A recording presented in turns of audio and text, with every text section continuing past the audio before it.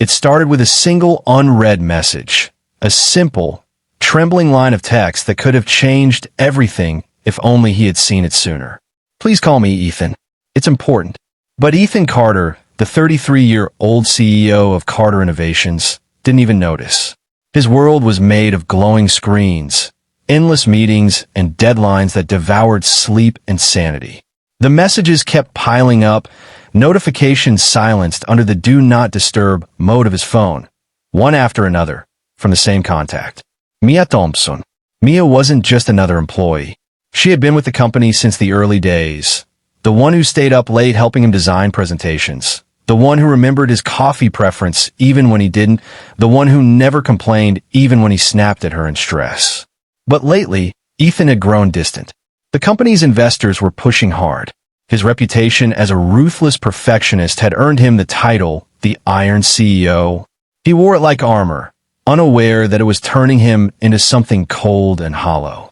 If you believe in kindness, forgiveness, and second chances, please take a moment to like, comment, share, and subscribe to Hopeful Stories, because this story might just remind you how fragile life and time truly are. 3 weeks had passed since Mia's last message. Ethan sat in his office on the 29th floor overlooking downtown Chicago, scrolling through his calendar when a sudden phone vibration drew his attention. It wasn't a business call. It was his HR manager. Her voice was trembling. "Sir, I thought you should know. Mia Thompson's been in an accident. She's in St. Mary's Hospital. It's serious." The words sliced through the air. For a second, Ethan's perfectly controlled world collapsed. He didn't even realize how fast he grabbed his car keys and rushed out of the building. The rain outside blurred the skyline, and as he sped through the streets, memories of Mia flooded back. Her laughter echoing in the hallways, the way she always believed in him when no one else did. He remembered her last day in the office, standing hesitantly by his door, clutching her phone, trying to say something. "Sir, can I talk to you?" she had asked softly. He hadn't even looked up. "Not now, Mia." Send it in an email. And that was it. That was the last real conversation they ever had. At the hospital, the antiseptic smell mixed with the low hum of machines. He found her room, 217. Through the glass, he saw her lying still, pale, with tubes running from her arms. Her younger sister, Lily, sat beside her, red-eyed and exhausted. When Lily looked up and saw him, her expression was a mix of pain and anger. "You finally came," she whispered bitterly. "She kept asking about you. She said she just needed a few minutes to explain. You didn't answer." Ethan stood frozen. He opened his phone for the first time in days, scrolling through old messages, unread ones. There were more than 20. "Please, Ethan, it's urgent. I need to tell you something. It's about my health. Please don't ignore this." He felt the room tilt. His chest tightened. All this time, she'd been trying to tell him, and he'd been too busy, too self-important to even notice. Mia had been battling a rare autoimmune condition, one she kept hidden for months. She didn't want pity. She didn't want to be the sick employee. But when the pain grew unbearable, when her energy faded and her hands trembled too much to type, she finally reached out to the one person she trusted, the man who once said she was the backbone of this company. And he never answered. For 2 days, Ethan barely left the hospital. He sat outside her room, buried in guilt. He replayed every harsh word he had ever spoken, every cold dismissal, every missed call. He tried to talk to her, even though she couldn't hear him yet. "Mia, I'm sorry," he whispered. "Please wake up. I'll make it right." On the third morning, as sunlight cut through the blinds, her eyes fluttered open. She looked fragile but alive. When her gaze met Ethan's, confusion crossed her face first, then quiet disbelief. "You came," she murmured weakly. He nodded, tears welling up. "I should have come sooner. I saw your messages too late." She smiled faintly, her voice barely a whisper. "You were busy. You always are." That broke him completely. He realized how many people he had pushed away chasing success. His friends, his family, and now almost her. In that hospital room, surrounded by machines, Ethan Carter, the CEO known for never showing emotion, cried for the first time in years.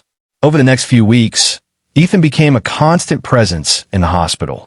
He brought flowers, read her favorite books aloud, even helped her walk again during physical therapy. The company board members were shocked. The man who used to skip birthdays and ignore holidays was now canceling meetings to visit a hospital room. But Ethan didn't care anymore. Somewhere between the quiet corridors and the hum of heart monitors, he rediscovered his humanity. He learned that Mia's condition was treatable, but she would need surgery and months of recovery. Without hesitation, he covered all her medical bills. When she protested, he told her softly, "You've given me years of loyalty. Let me give something back." As the weeks passed, they talked about everything they'd never said before. Her dreams of starting a charity for women with chronic illnesses, his fear of failing his father's legacy, the loneliness of leadership. It was in those moments Ethan realized something deeper. He didn't just admire her dedication. He cared for her in ways he never understood until now. But guilt still haunted him. One evening, as Mia rested, he walked to the hospital chapel. The candles flickered against stained glass, casting soft light across the pews. He sat there for a long time, whispering, "Please, just let her heal. I'll change. I swear I'll change." And change he did. When Mia was finally discharged 2 months later, she found herself overwhelmed by what awaited her. Ethan had renovated her office into a sunlit workspace filled with plants, a gesture of warmth she never expected. But what touched her most was the note on her desk. It read, "You once said success means nothing without heart. You were right. Thank you for reminding me who I was." He offered her a new position, Director of Employee Wellness, a role designed to bring compassion back into the company culture. She accepted, not out of pity, but because she believed in the change she saw in him. Ethan became known for his new philosophy. He implemented flexible work hours, mental health programs, and free medical screenings for all employees. He often quoted Mia's words in company meetings, "You can rebuild a business, but not a person you've broken." Months later, during a charity gala hosted by Carter Innovations, Ethan stood at the podium. His eyes scanned the audience until they landed on Mia, radiant, smiling, alive. He paused, then said softly, "This company used to be about profit. Today it's about people. And it's all thanks to someone who reminded me that success means nothing if you forget to care."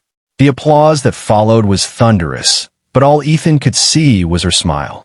One night after the event, as they stood on the balcony overlooking the city lights, Ethan handed Mia her old phone. "I never deleted your messages," he said quietly. "I read them every day. They remind me to never ignore what matters."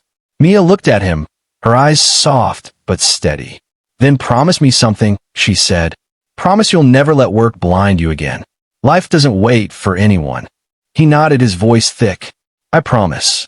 The wind carried a quiet peace between them, the kind that only comes when forgiveness meets remorse. Ethan knew he couldn't undo the past, but he could build a future that honored it. For the first time in years, he felt something genuine, not power, not ambition, but gratitude. Gratitude for a second chance, for the courage to feel, and for the woman who reminded him that sometimes the strongest hearts are the ones we almost lose. Weeks later, Mia launched her foundation, Hearts of Hope, with Ethan's company as the first major donor. It was dedicated to supporting people with invisible illnesses, helping them find jobs, treatment, and dignity. Watching her speak on stage that day, Ethan realized how far they had both come, from unread messages to unspoken emotions, from pain to purpose. In her speech, Mia said something that silenced the entire hall. "Sometimes, the people who ignore you aren't heartless, they're lost. And when they finally look up, they see how much they've missed. Forgive them, if you can, because love heals what silence destroys." The crowd rose in applause, but Ethan couldn't move. He just stood there, his eyes wet, knowing she was speaking to him, and for him. If this story touched your heart, please like, share, and subscribe to Hopeful Stories. Every click helps more people find stories that remind us of compassion, forgiveness, and the power of change. Speech balloon before you go. Tell us in the comments. Do you believe everyone deserves a second chance, even when they realize their mistake too late? Moral: success loses its meaning when it costs someone's trust. Never let pride silence your compassion, because sometimes the message you ignore today is the one that could have saved someone tomorrow.